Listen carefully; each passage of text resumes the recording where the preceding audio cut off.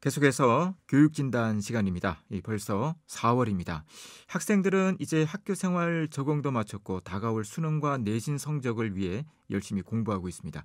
해마다 수능에서 좋은 성적을 받은 학생들은 교과서를 중심으로 공부했다고 하는데요.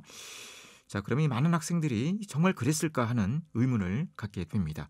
오늘은 내신이든 수능이든 교과서가 얼마나 중요한지를 살펴보고 이 교과서를 제대로 공부하기 위한 방법에 대해서 알아보는 시간 갖도록 합니다. 네, 윤일현 교육문화연구소 대표 윤일현 선생님 오늘도 전화로 모셨습니다. 윤 선생님 안녕하십니까? 예, 안녕하십니까. 정말로 교과서가 그렇게 중요한지에 대해서 먼저 좀 설명해 주시죠.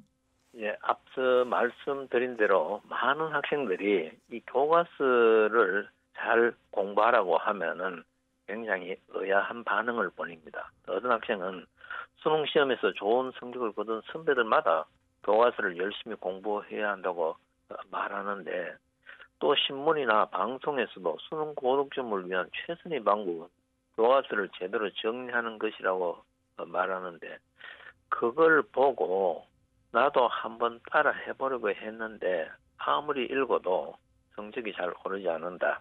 교과서는 참고서보다 내용이 빈약하고 설명이 간단하여 별로 얻는 것이 없다고 이야기를 합니다. 그런데 왜 교과서를 자꾸 열심히 보라고 하는지 이해가 안 된다. 이런 이야기를 하는 수험생이 있었습니다. 그런데 결론부터 말씀을 드리면은 교과서는 수능뿐만 아니라 내신 성적을 잘 받기 위한 알파이자 오메가라고 할 수 있습니다. 교과서 속에는 내신, 수능, 심지어 논술, 면접 등에서도 고득점할 수 있는 모든 길이 제시되어 있습니다.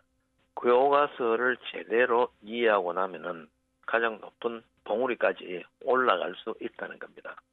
이 말을 하면 또 학생들이 제대로 잘 받아들이지를 못합니다.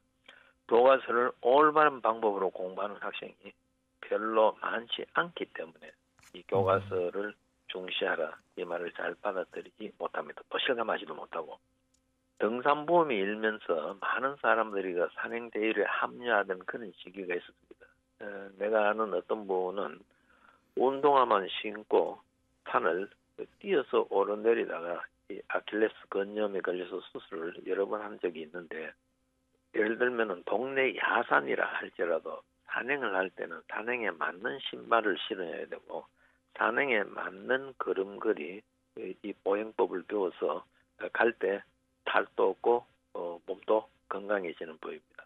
교과서도 역시 그런 관점에서 제대로 이해하고 접근하는 이런 방법을 알아야 됩니다. 네. 자, 이 교과서와 참고서의 차이는 어떤 것이라고 할 수가 있습니까? 예, 굉장히 중요한 질문입니다. 우리가 흔히 학생들이 접하는 책은 몇 가지가 있는데요. 예를 들면은 교과서가 있고, 그리고 교과서의 여러 부분을 상세하게 설명하고 보충한 자습서 같은 아주 많은 내용을 상세하게 보충 설명해 놓은 이를 상술이라고 하죠.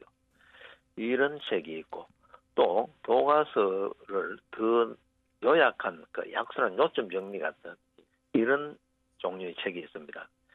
상세하게 설명한 책과 그리고 요점 정리 그 사이에 교과서가 있는데, 자소서 같은 이런 책은 왜 문제가 되느냐 하면 내용이 너무 많아 그 내용을 다 정리하고 받아들이고 소화하기도 어려운 경우가 많습니다.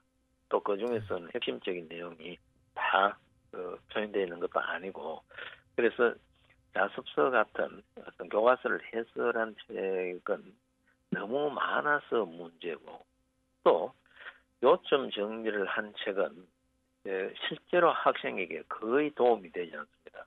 공부를 해본 부모님께서는 이 점을 더 잘 아시겠습니다만은, 본인이 직접 완전히 이해한 후에 요약을 해야 그 요약은 어떤 나중에 정리를 할 때 시간도 단축되고, 또 본인이 그 전후 맥락을 다 이해하고 있어야 어떤 핵심 내용만 봐도 다 상기를 하고 응용할 수 있는 단계까지 회상이 됩니다.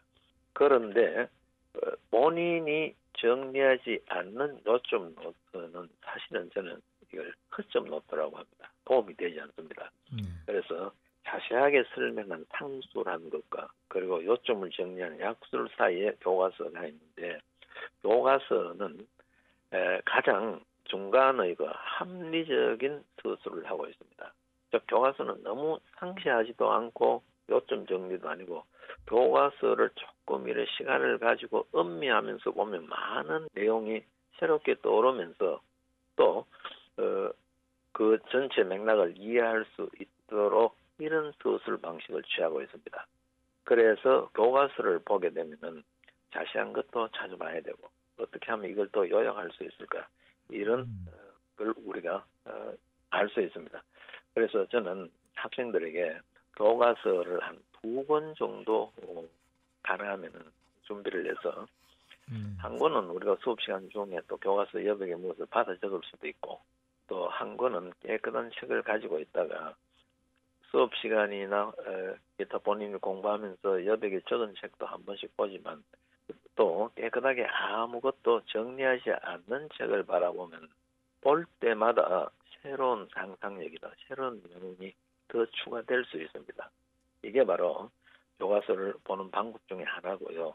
그래서 이 교과서를 무시하고 또 교과서를 등한시하고는 내신이든 수능이든 본인이 원하는 만큼 올라갈 수 없다는 것만은 사실이라는 걸 우리 학생들이 꼭 기억을 했으면 좋겠습니다. 네. 교과서의 활용법이 아주 중요하다는 말씀이신데요. 자, 교과서를 제대로 공부할 수 있는 방법은 어떤 것들을 생각할 수가 있겠습니까? 예, 교과서를 펼치면은 각 단원마다 학습 목표에 해당하는 단원의 길잡이가 있습니다. 이 단원의 길잡이는 정상으로 가는 각 지점에서 무엇을 눈여겨봐야 할지를 안내해주는 단행의 종합 안내 표지판과 같습니다. 산 밑에서 등산 안내판을 보면 그날의 산행을 구상하듯이 단원의 길잡이를 읽으며 본문에서 무엇을 중점적으로 공부해야 할지를 파악해야 합니다. 그런 다음에는 본문을 미리 읽어보는 예습의 과정을 반드시 거쳐야 합니다. 미리 읽어보고 잘 모르는 부분에 밑줄을 쳐서 즉 문제를 제기해서 수업에 참여하면 수업의 집중도와 이해력이 훨씬 높아집니다. 우리가 국어 사전이나 영어 사전을 구입해서 그 사전의 용례를 설명하고 있는 일러두기를 여러 차례 반복하여 읽어보는 사람은 많지 않습니다. 일러두기를 우선적으로 숙지하지 않으면 사전을 제대로 활용할 수 없다는 사실을 사전을 활용해 본 사람은 압니다. 공부든 운동이든 예비 지식이나 준비 운동 없이 바로 본론으로 들어가면은 굉장히 실패할 가능성이 높습니다. 이 단원의 길잡이를 염두에 두고 본문을 예습한 후 수업 시간에 선생님의 설명에 귀를 기울이고 또 이해가 안 되는 부분은 질문을 하고 철저하게 이해 위주로 교과서를 정리를 합니다.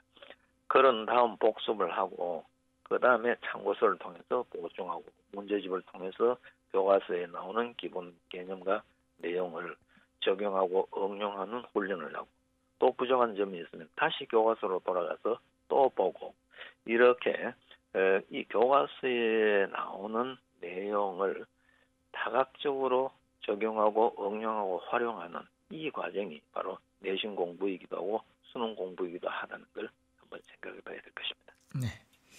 이제 4월인데요. 자, 지금쯤 학생들이 학교 생활에 어떤 점을 한번 점검하는 것이 좋겠습니까? 예.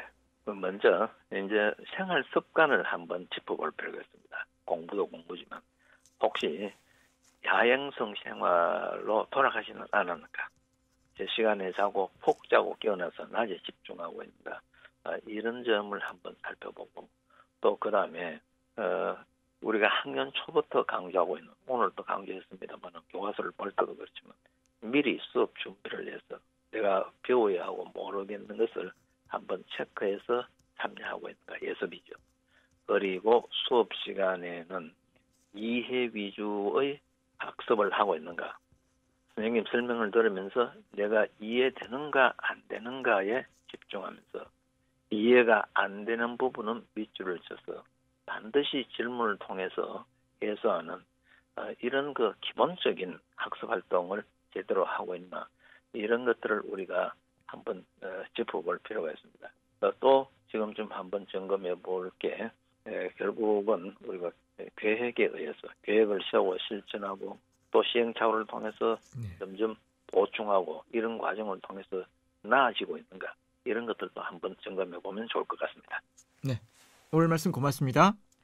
윤일현 교육문화연구소 대표 윤일현 선생님이었습니다.